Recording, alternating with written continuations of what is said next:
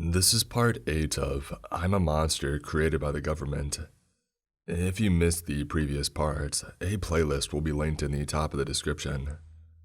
Enjoy. Earth, August 14th, 2001. Thanks for the nuggets, Daddy. Nalita jumps with glee, reaching into the McDonald's bag to retrieve her food.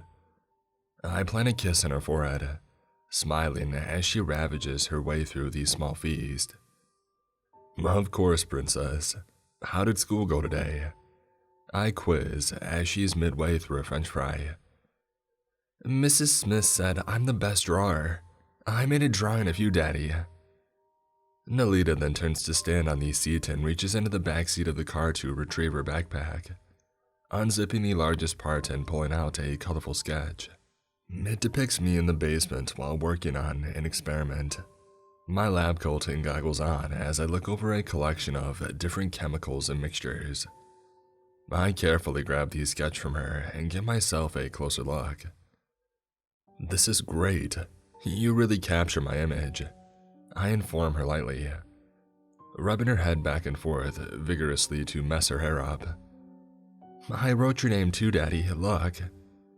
She guides her index finger over to the top right corner of the paper, my name being drawn in bold blue letters. Jonathan, spelled exactly correctly. Well, this is definitely going up in the fridge, I cheer, giving Nalita a light pat on the back as she goes back to her meal. Mama says that my drawings take up too much space, so she doesn't put them on the fridge, she announces with a hint of sorrow, her eyes lowering to the bottom of her car seat. My wide smile shifts to a moderate frown as I glance out the windshield of the car. Well, what does she do with them at her house? I ask, fearing the admittedly inevitable answer. I don't know, but whenever I give her a drawing, I don't see them again. She shrugs, her grim expression not matching mine. Both of us don't say anything for several seconds. I could feel my blood boiling as I tightened my grip on the steering wheel, knowing what my ex-wife had been doing. It clicked perfectly in my head, and I hated that it did. Well, I'm supposed to take you to Mom's house today, but before we go, how about a McFlurry for dessert? I propose, to which Nalita excitedly thrashes in her seat. Yes, please. Can I get Oreo topping, Daddy? Of course, Princess, I reply, my smile not returning. Of course you can. The Annihilation Realm, present day. The orchestrator and I stand as still as ice as we both stare each other down. I can see his tail moving excitedly behind his figure, telling me this fight was nothing more than simple entertainment for him. But to me, it meant the fate of my friends. I go on the offensive and take the first strike, leaping over to the orchestrator and taking a slash at his chest with my right claw. He blocks this, making a fist with his webbed hand and quickly throwing an uppercut. I go off my feet and spend several moments in the air before falling back down. His attacks are surely powerful, stronger than most opponents I had faced over the decades, but I would not yield. He would have to kill me for that to happen. He dashes over for a follow-up, throwing himself at me. I quickly move to the right and get back up to my feet, grabbing him by his tail and swinging him over my head. He glides hard against the arena floor, provoking a gasp from all the creatures in the stands. I lift him up to slam him again, but his tail extends and wraps itself around my arm. The orchestrator takes this opportunity to fling me forward, chasing after me as I soar through the air toward the energy wall. I shift my weight, reaching out and digging my claws into the floor, stopping myself just inches from the wall, a hair from what might have been a guaranteed loss on my end. You're a worthy warrior, Braun, he says, his slimy tongue appearing from between his jaws. But I have never been defeated. You stand in the way of me saving my friends. I don't care how many battles you've conquered. This will be your first defeat. I snarl back, baring my teeth and showcasing my claws. I charge him, dashing over to the side and utilizing a similar strategy that I had performed on Thaw. He predicts this, holding out an arm in order to clothesline me, but I avoid it, going underneath and then swiping at one of his scaled legs. He cries out, his now known thick yellow-gray blood dripping from the wound, but I don't give him time to recover. I go in for another attack, grabbing and lifting him over my head before proceeding to smash his body into the floor below. It cracks and buckles from the force of the impact, kicking up dust and rock as a result.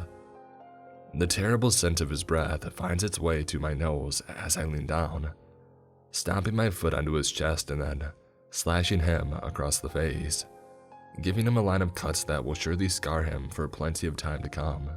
"No," he bellows, angry at what I had just done. He sticks his claw into my leg and proceeds to climb me like a makeshift tree. We stumble and I howl as he slides his claws in a vertical motion on my legs, making me retaliate by prying him off and throwing him well over 20 feet away. My dark blue blood flows its way down my leg.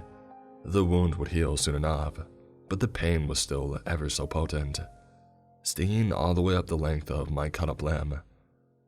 The orchestrator immediately gets up and returns to my position. We roar like feral beasts as the both of us trade blows and slashes, cutting each other's bodies up with a multitude of gashes and lacerations. I make a fist and I hit him several times in the chest before colliding the side of my body with the front of his.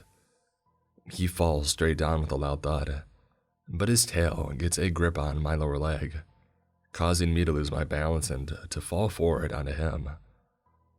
As I do, he turns his claw into a fist and throws a powerful right hook at the side of my face, and then another before lunging upwards and using the momentum to pin me onto my back. I slash at both of his arms. He howls before burying a claw into my chest inches above my heart, following it up by delivering several earth-shattering blows to my face, punching me further and further into the floor of the arena. I seize a chunk of rock from the floor and I smash it against his head. The orchestrator is dazed, allowing me to headbutt and knock him several feet into the air. As gravity kicks in and he falls, I jump up and, with one quick but precise swing of my claws, cut the end of his tail clean off. The pain clearly slows him down, and with me still bleeding mainly around my torso and leg, it stings and hurdles my ability to move nearly as efficiently, but I still force myself to keep going, to keep pressing on and to keep fighting. I go in for a blow, but the orchestrator blocks it, returning with multiple of his own, only one of them successfully hitting me in the chin. I keep my position but still can't help but snarl from the sharp, painful sensation of it all. Our blood mixes together as we continue to claw and gorge each other. I nearly disembowel the orchestrator after taking a swing at his abdomen, but he moves out of the way just in time. I then reach my left arm out as if to go for his leg, but as he maneuvers to counter it, forcing me to utilize my right claw to grip him by the throat, my leg still shaking from the cut as I lifted him above eye level, glaring at him furiously. "Enough! Yield now!" I bark, applying more pressure to his throat, threatening to crush it right then and there. The orchestrator chokes and squirms as I deprive his oxygen. The crowd of entities in the stands are now completely quiet, the obvious tension higher than ever before. The orchestrator refuses to admit defeat, so I strengthen the force of my squeeze, making his writhing for air increase even further as he swats and attempts to hit me out of desperation, but it was futile on his end. "I do not want to kill you, but if I must, then I will," I say, bringing him closer and biting him in the shoulder, and tearing a sizable amount of flesh away, to which he responds by only thrashing around more. Just before I witness him about to black out, I let go, letting him drop to my feet as he inhales obnoxiously, reaching at the air above as if to physically grab some oxygen. "Do you yield?" I probe, slamming my foot onto his chest and baring my teeth yet again. And my friends are closer to a grave fate every second you hold me here in this dreaded place. They will not die because of your trivial entertainment-based demands. The orchestrator then suddenly buries both of his claws into my ankle, causing me to erupt with a devastating howl of agony and physically stumble. My foot no longer in his chest as I fumble around to the side, only barely catching myself from falling over. He rises and attacks just as I regain my balance, throwing several blows to both my chest and face before I fall, some of my blood coating his snout as he snarls near my face. Once I'm on my back, he continues wailing and slashing, and then wrapping his reptilian hands around my throat and beginning to squeeze, restricting my breathing just as I had done to him only moments ago, my body falling weaker from all the damage that I had taken. I put a stop to this, mustering the strength to reach over and grab him around the sides. I throw him upwards off of me, propelling his body about 10 feet or so above mine. This opens up an opportunity. I steady myself, embedding my claws within the ground as gravity pulls him right back down to me. I time it just right, throwing my face forward and viciously headbutting the airborne reptile, much harder than the first time. He's thrown to the left side, sliding along the floor of the arena while laid flat on his abdomen. Dust and rock residue dispersing as we cause more and more destruction. The both of us struggle to get to our feet, dozens of cuts and gashes all across our bodies. Neither of us can help but growl and complain. I take a look at the floor, seeing the small piece of the orchestrator's tail that I had sliced off, mixed with a pool of my blood. Perhaps I overestimated you. You will be just another in a long line of fools who have tried to face me and lost gravely. I will mount your head in the weapons room, Braun, he taunts, seemingly going back to his previous statement of not being a fight to the death. I don't waste time responding. I instead use every last bit of energy and strength I have left to dash over to Genjin's corpse, grab the sword that he had tried to use against Arya, and then lunge. The sword pierces through the orchestrator's right leg as he lets out a scream like never before. I release my grip on the blade, letting it stay in place as he writhes and howls. This, of course, only making the metal burrow deeper in his flesh the more that he moves.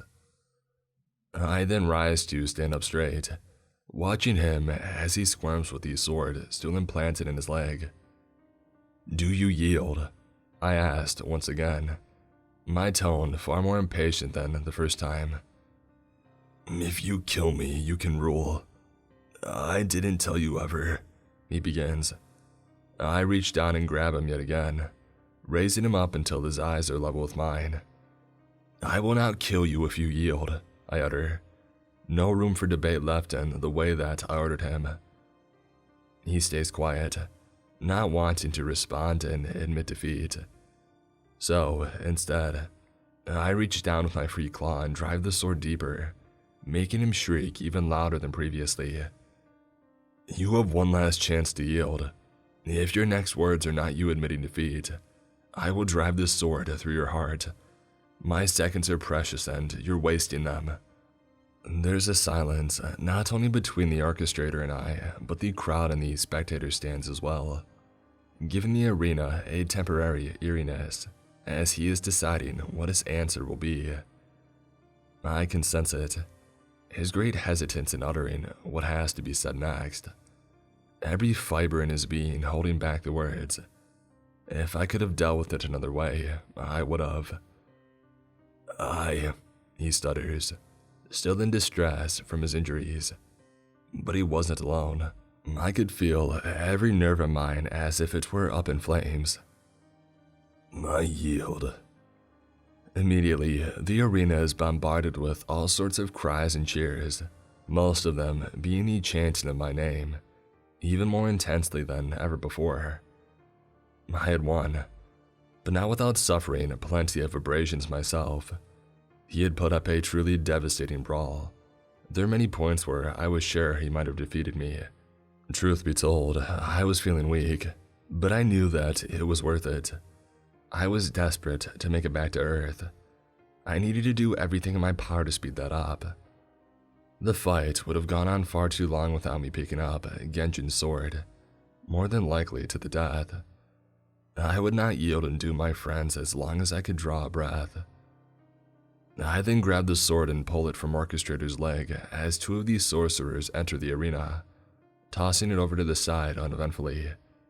He of course screams once again, more of his blood spilling at our feet. These sorcerers begin to approach the two of us, knowing what now had to happen, but I hold out a claw, signaling for them to stop for just a moment. I take a glance over at the arena, circling the circumference with just my eyes alone, looking at all the life forms as they look back at me. From now on, only those who choose to fight willingly in the annihilation realm will be put into this arena. You will no longer enslave any being for your own entertainment, man, cryptid, or otherwise, I command, raising the volume of my voice as loud as I possibly can, desperate for every single creature to hear me clearly.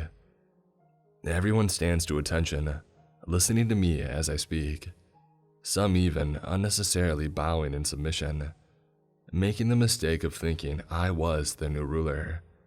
So far, I had seemed to have gotten their attention with my words. This leader of yours is not the fair ruler he pretends to be, but I will spare his life as mercy. I do not have time to stay and fight. I was never meant to be here to begin with. But if I catch word of the current ways being reinstated, I will find a way to come back, and I will make sure those responsible are dealt with. I then motioned for both of these sorcerers to step forward and finish their short march over to the both of us. I then demand them to first heal the orchestrator's wounds, keeping my eyes locked in his as they do so. It was this that he seemed grateful for. "You're coming with me, back to Earth," I demand of him, to which he attempts to protest, but I inform the lizard that it is my terms for sparing his life. Once he is repaired and back to his full strength, these sorcerers then shift their attention over to me. I naturally tell the orchestrator to stay close, not wanting him to run or try to escape last second. Both of the sorcerers then begin to recite whatever spells in their alien language, a green aura surrounding me, coming from seemingly nowhere as it engulfs my body. I'm lifted just a few inches off the ground, allowing me to slightly levitate as the aura encircles me. It isn't long before all my cuts and lacerations were healed, slowly closing up as I watch. This had to be the most powerful form of magic I had come across in over a decade, healing me far faster than my natural ability to do so. I get a rush, a surge that flows through all my veins unlike anything I had ever felt before. Not only was I healed back to my prime state, but I was enhanced far beyond that, feeling more powerful than ever before. My appearance seemingly stays the same. However, there is one cosmetic shift. My skin. It had turned red, leaving behind my previous midnight blue for a scarlet shade. My joints still shined at the edges and everything else remained faithful to my structure before, but I was now red. The spell ends and the green aura fades, dropping me back down to my feet. I can't help but take multiple glances of intrigued curiosity at my now scarlet-colored skin, mesmerized by such an inessential transformation. The orchestrator then slowly progresses closer, looking me over as if he had seen this thousands of times before, unimpressed by the magic of the sorcerers. "You may as well now call yourself Superior Brawn," he tells me, still a small hint of bitterness in his voice. "It's still just brawn," I shoot back. "It will always be, no matter my power." I then turn my head over to these sorcerers once more, being slightly caught off guard by just how fast I move now. I do gain some control of my pivoting speed, although it was difficult to adjust at first. "Send me home, and the orchestrator with me," I tell the both of them, to which they nod their heads. I grab the orchestrator by the arm and keep him near me as the sorcerer begins the same process he had done with Arya. This time, a red aura, similar in color to my new pigmentation, whirls its way around the orchestrator and I. This time, I hear the screams of my friends, John, Jenny, and even Arya, as they are torn to pieces. I see the Pine Runners, the ones on the earth, surrounding us. Hundreds upon hundreds of them, while Yubel and the five-headed witch stand behind the horde-like leaders of an army. I'm able to fight it this time around, ignoring all the negative stimuli during the travel process. It's not long before I open my eyes and find myself surrounded by trees, bushes, and rocks. The specific pattern of them I in fact recognized. It was the forest right across from the spa. I could hear gunfire, screams of existential dread and terror, triumph, and battle cries. All sorts of chaos unfolding. The smell of pine more than palpable, its potency higher than it had ever been previously. "Do I truly have to stay here?" the orchestrator asks, walking up next to me as I press forward, getting a look at his new surroundings. "Yes, I don't truly care if you join in the fight with us, but that world is better off without you. You took creatures from all over the universe and forced them to battle to the death. But now, that is no longer the case. Those who fight there will do so by choice from now on. I'm aware some of them wanted to duel, like Thaw, but many of them also did not, and I will not tolerate it. Those beings are not just for your entertainment." The orchestrator then looks at the ground, his slimy tongue sliding along the outside of his jaw as he contemplates his response. "But what is my purpose now, without the Annihilation Realm? What do I even do with my existence? I was a leader there, they all worshipped me, saw me as a god." I turn to face him directly before replying, both of our eyes meeting as the moonlight gleams down from the canopy of trees overhead. "If you promise to never enslave another cryptid again, I will see to it that you have a place among my friends and I once we stop this madness. And none of us are gods. We are creatures who kill, eat, survive, and hunt. Commanding other beings to follow your will does not make you better than them." The orchestrator then looks out past the tree line, his webbed hands loosening. He sighs, accepting the idea that the both of us were creatures who came from two entirely different scenarios. "Thank you for your mercy, Braun. I shouldn't have delayed you from returning home to those you hold dear. And if what you say is true, how do I help? Earn my place amongst your people. Maybe you're right. Maybe they are better off without me. You have honor. You are not fully corrupted. There is far worse on this world and every world, and I should thank you for making a deal with me and allowing Arya to leave, as well as this new power. But I'll show you the conflict. We have to hurry," I say, dropping down on fours and sprinting through the forest. I nearly crash multiple times as I charge forward, having to get used to my newfound speed. I'm much more swift than before by at least triple the amount, and even then, I felt like I had plenty left to spare.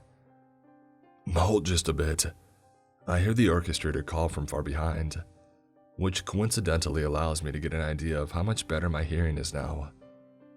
It is only seconds before I break through the tree line and see the spa, or at least what was left of it. Now it was just barely standing up compared to how it was before Arya and I had left. Before me was a siege, and all-out war between multiple parties.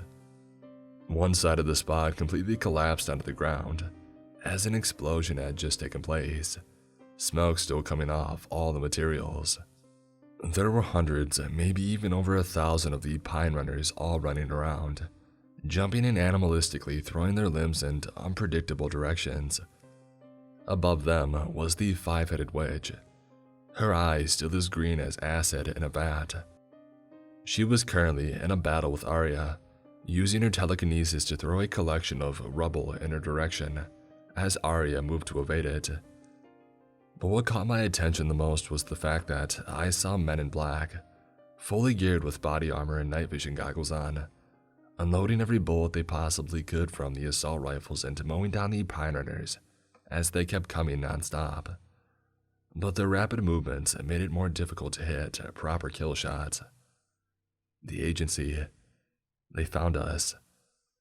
Most of the agents were standing toward the direction of the spa, 2 of them perched on the collapsed rubble as they fired their rifles at the pine runners sprinting toward them.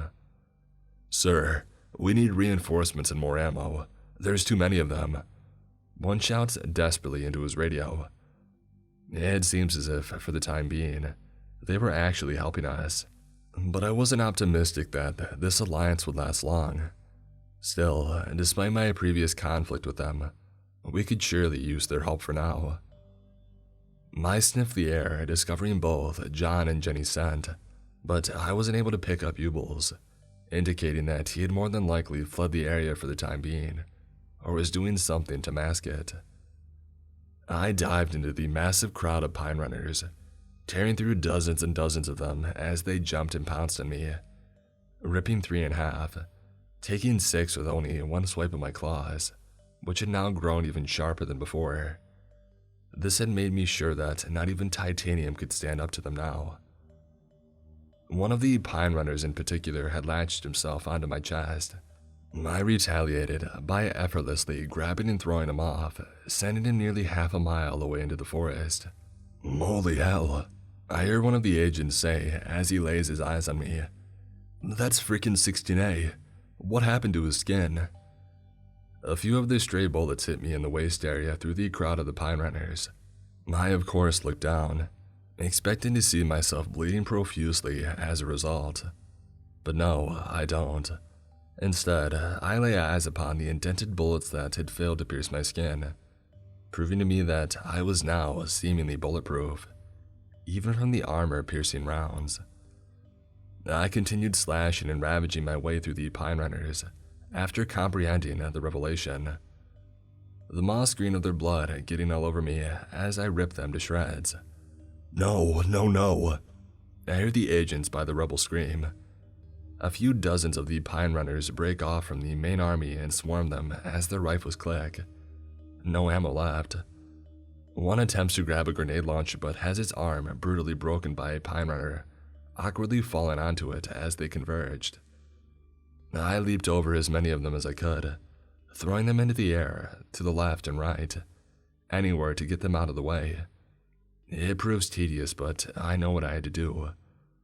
But surprisingly enough, the orchestrator jumps in, letting out a battle cry of his own as he takes on his share of pine runners, slicing them up rather gruesomely, tearing them clean in half, and even impaling them on his scaly arms. While we now differed in our power levels, I secretly considered him my combative equal when it came to skill.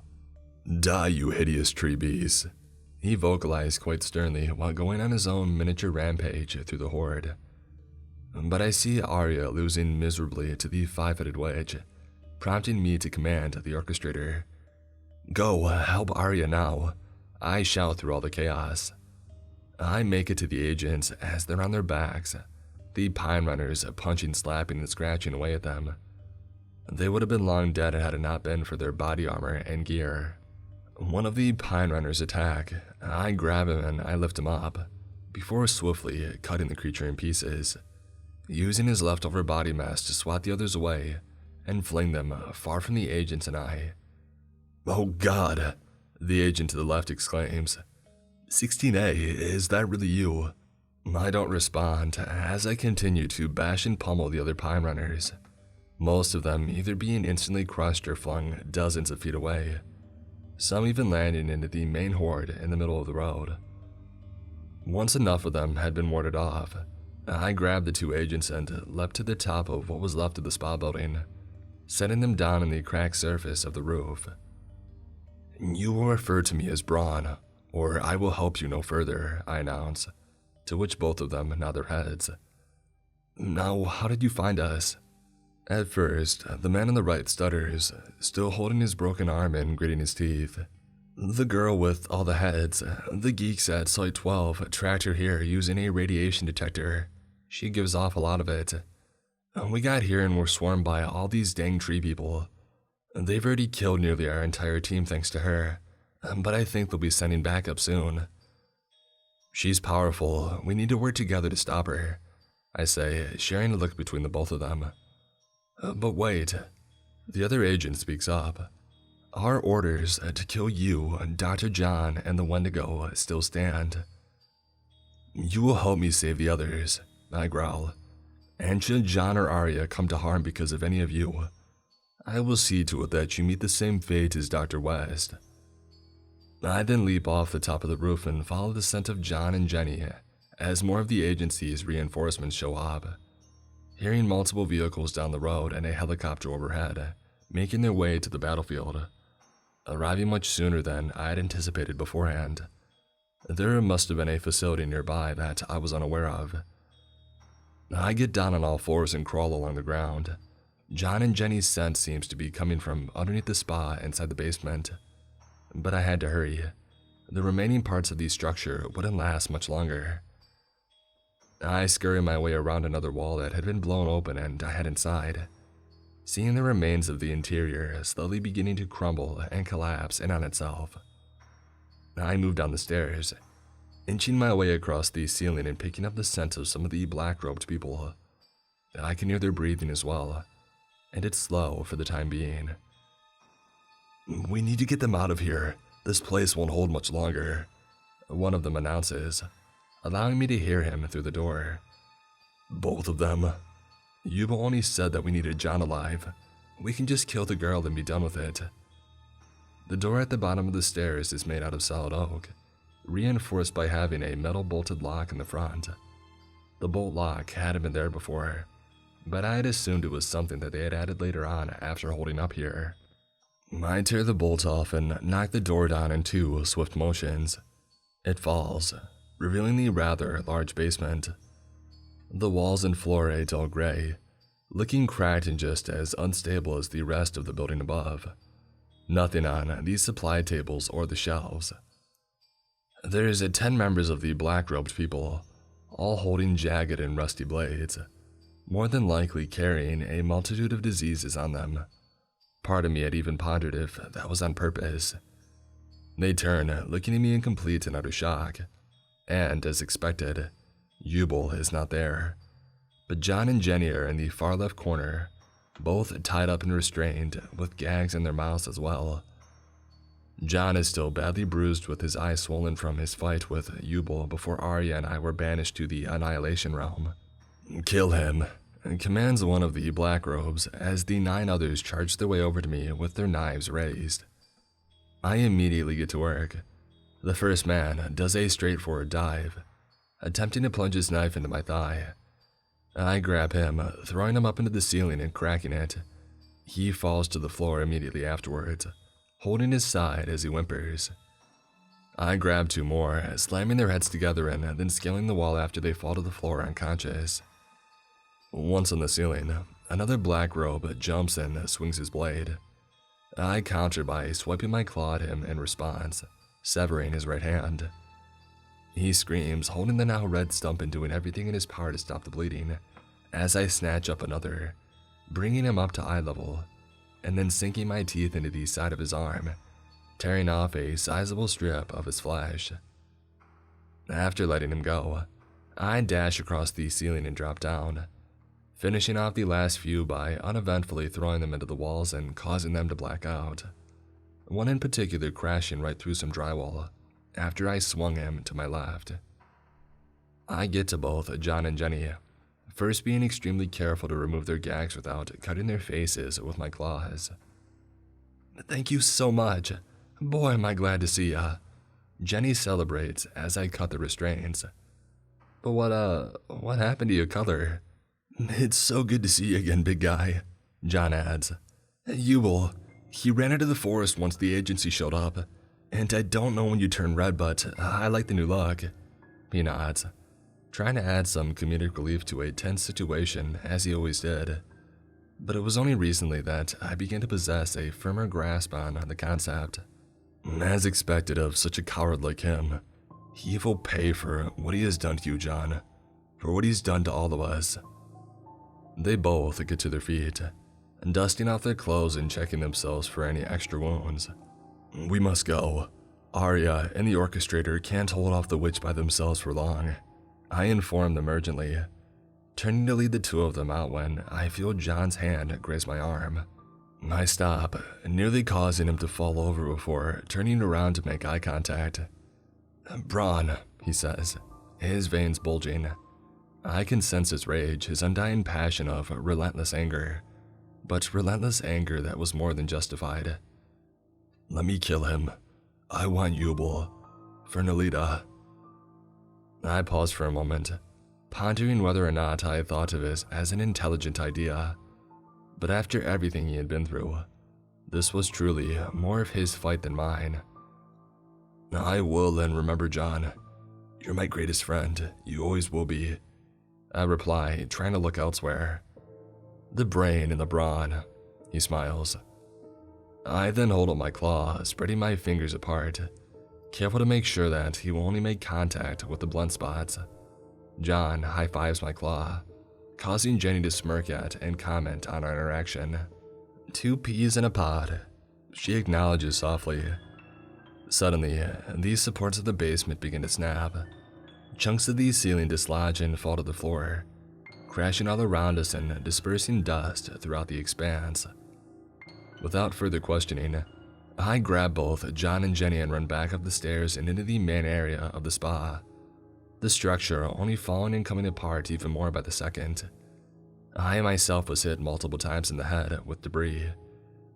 I get to the very edge and toss John and Jenny out what used to be the front door before the remainder of the roof collapses in on me, temporarily burying me underneath multiple tons of concrete, marble, and rebar. With only a little bit of a strain, I use mostly my back to hoist up all of the rubble up and off of me, roaring triumphantly as I bust my way through and land between John and Jenny after lunging forward. "Gosh, what have you been juicing up on?" John recoils. "Good you got it though, we're gonna need it." I look ahead, seeing that well over 24 agents had arrived and had been deployed, firing into the massive horde of pine runners. Their green blood sprays and spreads all around as the bullets tear through them. Of course, some are still able to swarm and overrun a few agents, but not enough to make much difference. "Give us each gun, now," John shouts towards one of the agents, referring to him and Jenny. The agent surprisingly does so, throwing both John and Jenny submachine firearms from his weapons belt. I hear an abrupt cry of agony, turning my head to see the orchestrator barreling out from some of the pine runners while holding his left arm, a moderate sum of blood on his claws. "I would advise you to improve your aim," he grimaced, looking at John. "And who might you be?" Jenny grills, bashing one of the pine runners over the head with her gun, before continuing to spray into the horde. "New guy, huh?" John asked rhetorically. "Hey, sorry about that, by the way, just not in the best headspace." "It's quite all right," the orchestrator replies without answering the questions. "I shall continue the slaughter of these wretched creatures." "I told you to help Arya," I said with a rather short-fused response.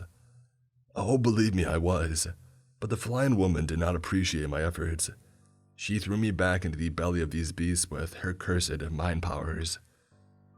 In the distance, I could see one of the agents inside a metallic suit of some sort, fitted to her body. She points her right arm forward at the five-headed witch, a cannon of some sort emerging. A missile then shoots out, catching the witch off guard while she has her attention focused on Arya. It explodes, sending her flying back while still hovering in the air. Although she survives the blast, turning and looking at the agent as she blasts off the ground, with rocket-powered boots from the ground and flies toward her. The five-headed witch smiles and then utilizes her telekinesis to crush the woman inside her own suit. She just barely has time to scream before dying from the rapidly increasing pressure, all of her bones snapping and splitting as her limbs are broken. I can hear it, everything from her femur to her skull being crunched like fall leaves. I bash and tear my way through the horde, laying my eyes on Arya, who attempts to lunge at the witch before the grasp from the ground suddenly extends upwards and wraps itself around her arms, pulling her back down. "You survived the annihilation realm, you horrid, filthy, and mindless creature," the witch insults while staring down at her. "But you will not survive me." I grab one of the empty transport trucks and throw it with all my might at the five-headed witch, my claws leaving deep scratches on the reinforced metal as the truck is propelled through the air, away from me and in her direction. With her focus elsewhere, it connects, the front of the cab smashing right into her body mass and gravity pulling both the truck and her right to the ground. They collide into the beaten-up road asphalt and cracked pavement, being sent in every direction possible. Two of the agents approach me, one of them finishing up taking out a few pine runners that were right behind him. I knew that wouldn't hold the witch for long, but it was enough to free Arya from her magic for the time being, which was my main objective of the action. "He's got her pinned down. Someone blow the truck," the one to the left shouts. The attack helicopter then fires a rocket from above. The truck, of course, explodes in a fiery burst of smoke and debris, the blast itself causing me to cover my ears due to the agony of these sound waves pounding away at my skull. "You know, I'm gonna be honest with you, 16A. I don't know why the director wants us to kill you so much. You're not so bad," came the agent who gave the order to blow up the truck. Arya then approaches, walking up next to the agent opposite to the one who spoke. He shifts his stance and recoils, caught by a horrific surprise due to the sudden presence of a Wendigo standing right next to him. "Jesus," he practically screeches. "Watch where you're going, ugly." I grab him by the collar, raising him up in order for his eyes to meet mine. His comrade doesn't seem fazed, more or less knowing that the man had brought it upon himself. "You will watch how you speak to her, or this alliance ends now," I grumble, bringing his face closer to mine. All right, I'm sorry, just put me down," he begs, to which I simply drop him in retaliation, making him grunt as he lands on the ground below, nearly falling over before regaining his balance at the last second. The four of us turn as the remaining rubble of the truck is catapulted into the sky, even past the clouds and into orbit at first glance, revealing the sizable crater below that had been left behind from the explosion. The five-headed witch reveals herself to be alive still, floating up above the rest of us and still maintaining that same sinister grin on her main head, wanting to taunt us about how futile our efforts truly were. "I was created to command all of you. Soon you inferior beings will serve Ubel just as I have. You will find true purpose in bowing to him," she announces before a tree on the side of the road is ripped right from its roots, now levitating right next to the witch. "Blindly serving others is never true purpose. You're a pawn and you don't even know it," I fire back, stepping forward in front of Arya and the agents. "Silence, you horrid beast," she howls at me before telekinetically throwing the tree at the others and me. The agents open fire on her after I swing my claws upward and slice the trunk clean in half. However, one of the larger-sized branches ends up impaling the agent on the right through his chest. He, of course, chokes and coughs as blood flows down the branch and drips onto the ground below.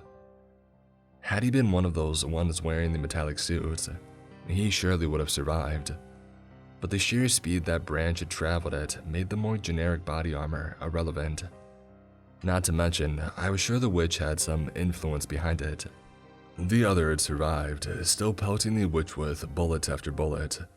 I ran toward her on all fours and leaped into the air, to which she countered by slamming me into the ground right in front of her, as if I were nothing more than a mere insect.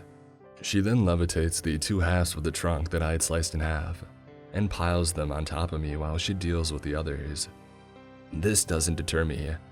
I hoist each half of the trunk off of me without much resistance, jumping upwards and catching the witch by surprise due to her grabbing her by the left bottom head, or what should have been her left foot. I repeatedly sling and bash her into the ground, first in front of me, then the left and then the right, each time applying more force and causing her to sink further into the earth. But my efforts aren't enough. After I had slammed her for about the 8th time, she was able to regain her focus and use her powers to hurl me into the forest away from her. I crashed and battered through the trunks of multiple trees, most of which had fallen and tumbled over onto the ground after I had smashed through them. A few were large enough to make the ground itself vibrate. I roll over on my side for several feet before piercing my claws into the dirt. They cut through grass, rock, and tree root. After I ended up getting back to my feet and looking around, I noticed something rather odd. I discovered these surroundings to be somewhat unfamiliar. I hadn't ever been in this part of the forest before, making me wonder just how far the witch had thrown me. Not far in front of me is a small pond, although it wasn't that fact alone that caught my attention. No, I spotted ripples in the water and I heard something beneath the surface, something that was trying to hide, perhaps even mask its scent. The ripples appeared as if something had seemingly broken the surface just seconds ago, entering the water extremely recently enough to be noticed. I creeped my way along the ground toward the edge of the pond, looking beneath the waves and spotting who or what had been trying to cloak its presence. I slowly inched forward inside the water, feeling all sorts of weeds and aquatic plants brush past my flesh as I tread in the direction of what I had laid my eyes upon. I get to the exact spot from which the ripples had originated from, reaching a claw down and grabbing the source from beneath the surface. A splash accompanied the movement as I raise it above the surface. Yubel. He struggles and attempts to kick and fight his way out of my hold after I lift him from the water, tempted to squeeze while my claws are around his throat. Only the littlest bit of force and I would choke the life out of him, or pierce his jugular. Either way, it was more than he deserved. "Well, you got me," he cackles. "Freak. John told me how much you hate that word, but I know why you do. It perfectly describes what you are. A tall, skinny I cut him off, reaching down and stabbing one of my fingernails into his right kneecap, making him thrash under my grip, even more so than before as blood flows its way down his chin. "Maybe I should burn the Wendigo too. Have you watch and listen to her scream. I don't know why you care for her so much. That sack of rotting meat. She's a monster." As I said, I only see one monster here. I then sling Yubel to the side. He travels for nearly 40 feet before his back slams into the trunk of a girthy oak tree, causing him to howl from what I gathered as a significant injury to his back. He coughs up a moderate pool of blood to the side while he slumps downward, unable to get to his feet without experiencing great agony. Nonetheless, he still mentally pushes past it in order to taunt me and provoke my rage. "I thought I would have been long dead by now."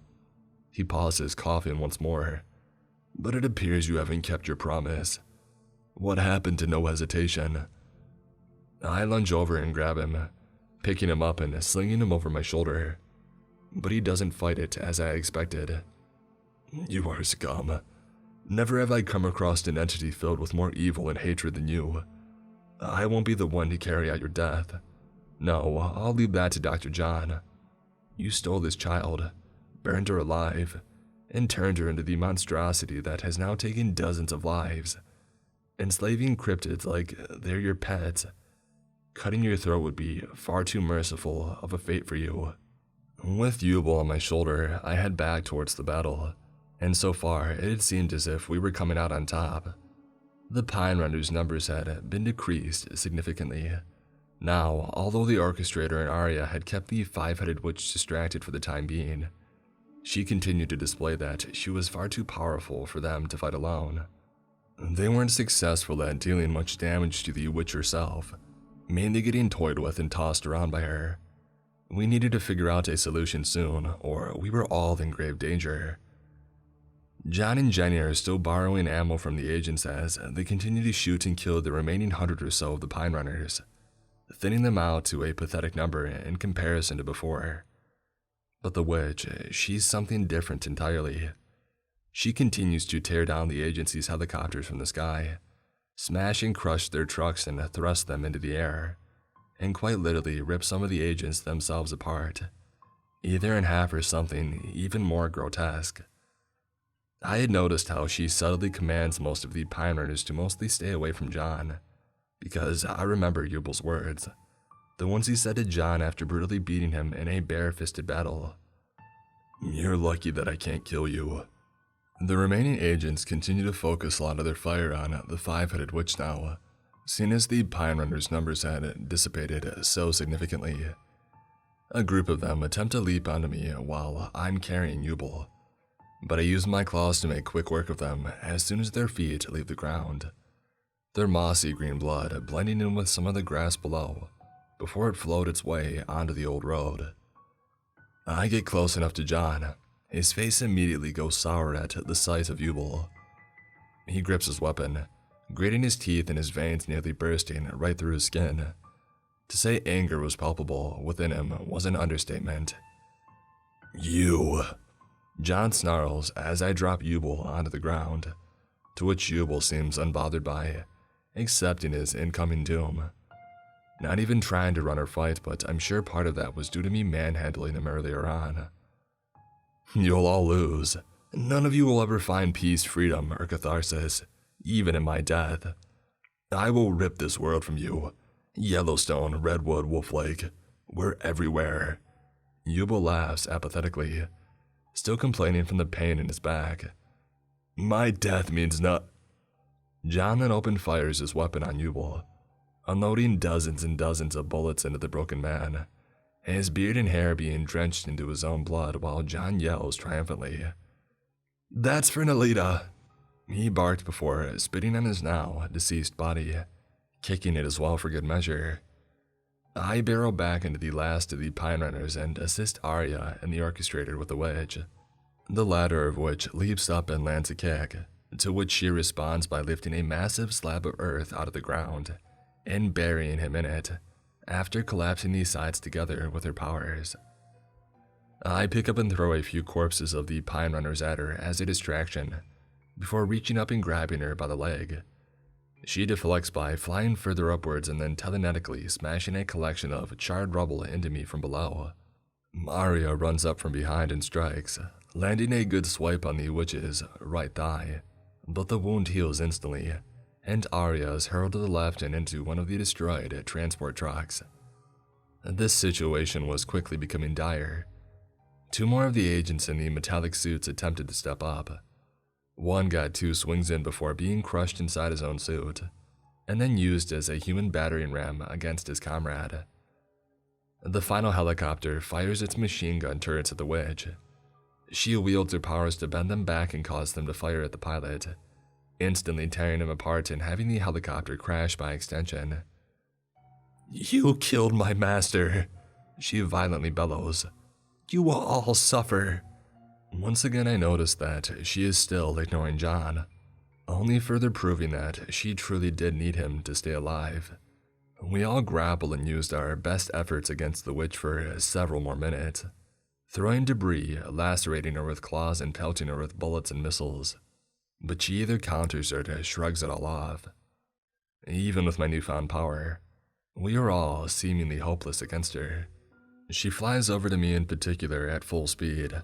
I grab and shove her into the ground, making her body indent the dirt as she slides along, but she is unbothered by this, throwing me off and making me somersault backward several times before I crash into the collapsed ruins of the spa.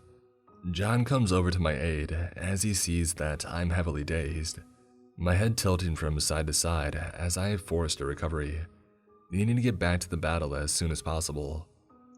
"Braun!" He runs over. "Are you good?" I hoist myself up, attempting to shake off all the punishment that I had received. I can still fight.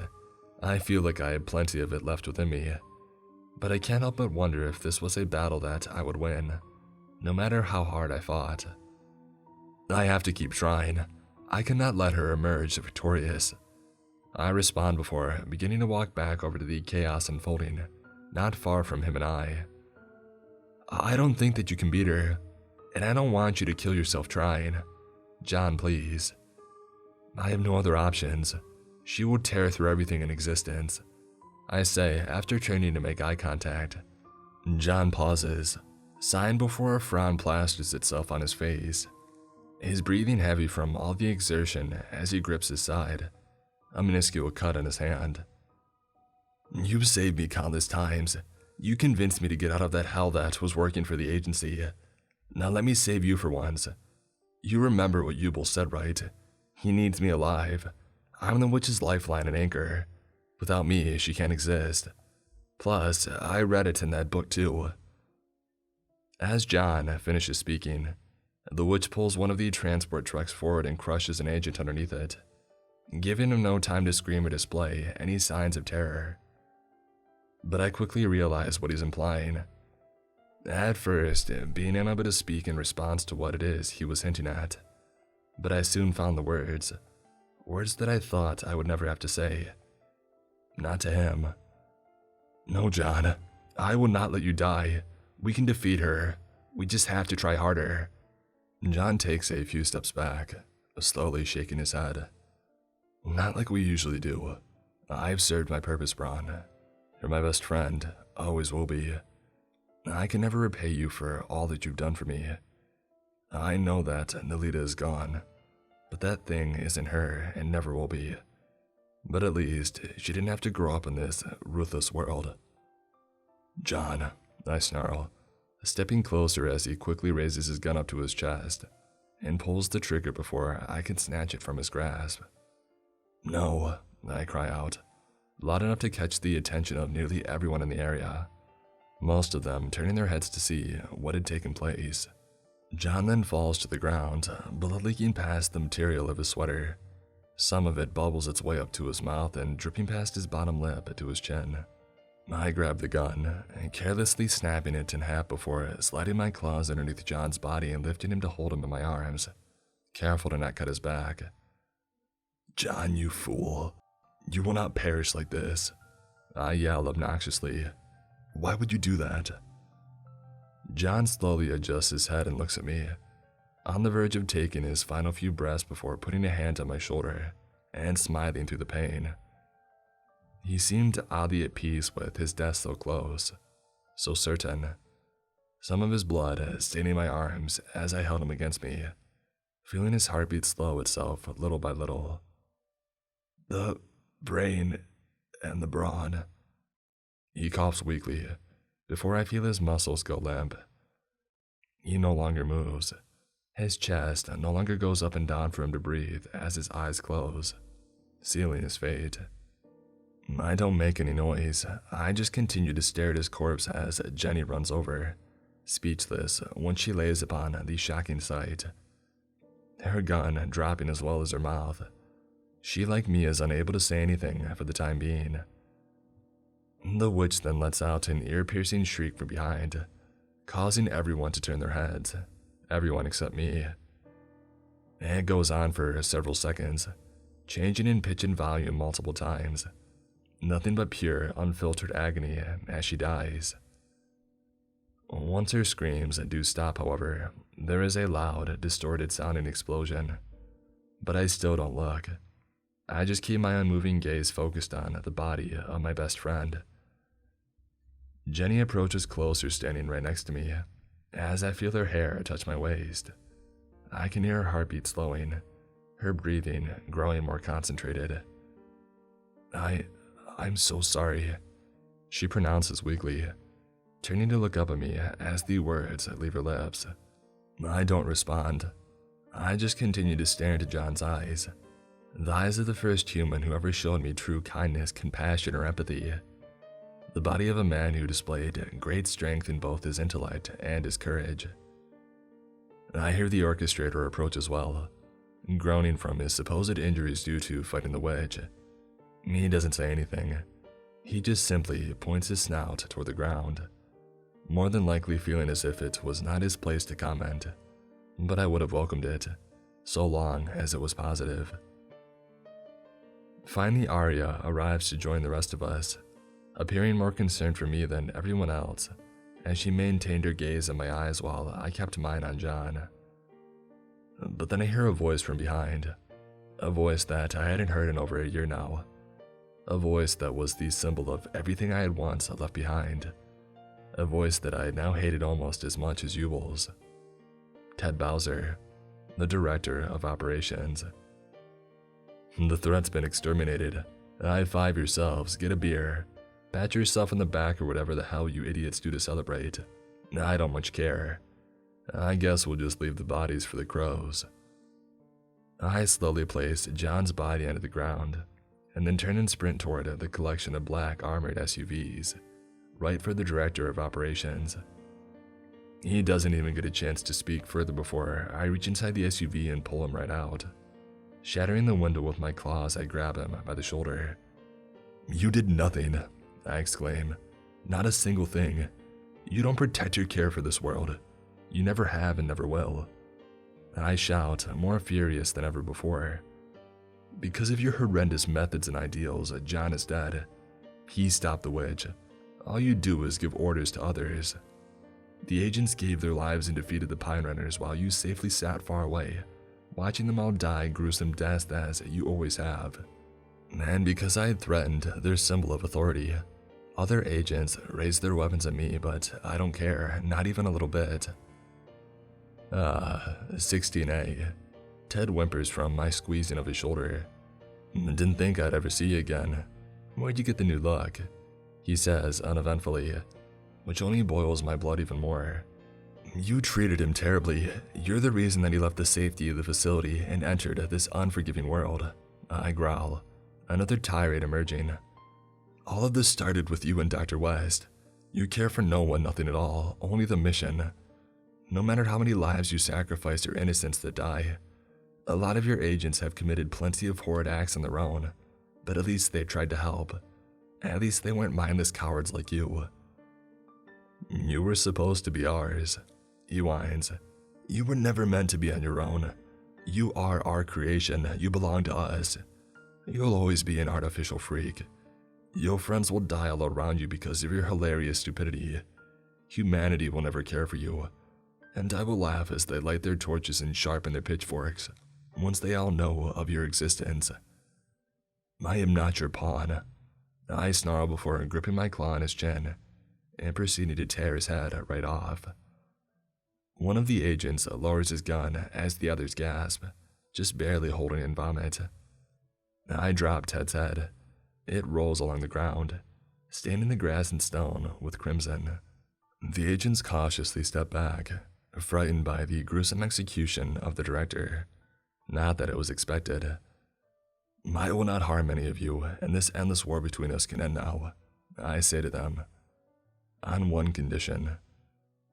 The agent furthest to the right lowers his weapon, his hands shaking while gripping it. "What?" he questions, attempting to hide his haste. But I can still see his fingers shaking just in front of the trigger. "You will leave Arya and I be. Forever, you will never hunt us again. You will give up your mission to kill or capture either of us. When you find a new director, you will tell him this, and if you don't, I will come back and you will all suffer for your injustices. What you have done here is more than honorable, but it does not excuse your killing of innocent witnesses and disposing of those you deem as unfit. Don't think I ever forgot about the people you've slaughtered many times in the name of maintaining secrecy." "Since when do you give the orders, you freak?" An agent on the left speaks up. Everything in me tells me not to slash his throat and be done with it, to tear him from limb to limb or smash his head into the ground, but I don't. I just turn and stare at him while baring my teeth, keeping my rage at bay despite what my instincts urge me to do. "Dude, he literally just made a peace deal with us. Are you seriously trying to antagonize him?" Another grills. "You're right, I am. I don't care how much of a piece of crap the director was. He just straight up killed him in front of us. All because he's mad and that he can't be on his own. Do you really think I'm gonna take orders from this thing? This freak of nature that Dr. West cooked up? I'd rather." The agent suddenly had his rant cut short by Arya coming up from behind and hitting him hard in the back of the head. He falls straight down and hits his chin on his assault rifle. "Leave Braun alone," she commands after the brutal strike, "or I will feast on all of you alive. Have you forgotten what I am?" I spread my fingers and let my claws gleam in the moonlight. backing up Arya's threat as I looked at the other agents. But they all stood down and the others agreed. I step away, giving them the mercy that I had promised. I go back over and grab John's body, looking at Jenny as he begins to stiffen in my arms, rigor mortis now setting in. We can bury him at my farm, she suggests. I ain't been there since before they took me, but I got plenty of room for him. I can even carve a stone for him if you like. I look between Arya and Jenny, Arya slowly nodding in approval at the idea, while the orchestrator darts his eyes between the three of us. I've only known you for a short while, Braun, but you are a worthy warrior. I apologize for what I had said back at the realm. And as for your loss, I did not have a bond with this John, but I'm sure he was a fine man. A week goes by and we ended up burying John after traveling to Jenny's farm. It was much more peaceful out there, much more open and welcoming than all the time I had spent in forests and strange, sterilized buildings. John's grave was built towards the house. I had seen cemeteries many times, and I had been deployed to kill plenty of cryptids residing in them during my time at the agency, so I had a basic understanding of the significance before this. I walk up, looking at the stone up and down, my claws loose. I breathe slowly as the wind picks up speed. Jonathan R. Dillard, father and scientist. I hear Arya approaching from behind, subsequently making me shift my stance to look at her. He helped free me from them, she said, her snout pointed low. I'll remember him too, Braun. We all will, I reply softly. He deserved none of this, but he died a courageous hero, sacrificed his life so that we may live. Arya steps even closer, holding up her claw, to which I hold up mine as well, putting it against hers. She looks as if she wants to say something extremely important, but instead replaces it with a more trivial sentence. Should we hunt for something to eat? She proposes. I pause for a moment, turning to look at John's grave once more and then back at her, time itself seeming to slow down. But she was right. I had grown hungry and everything that had happened the past 2 weeks was exhausting to us all. Do you mind if I join the both of you? I hear the orchestrator call out. It's been decent since my last feast. Hopefully the food here on Earth is just as flavorsome.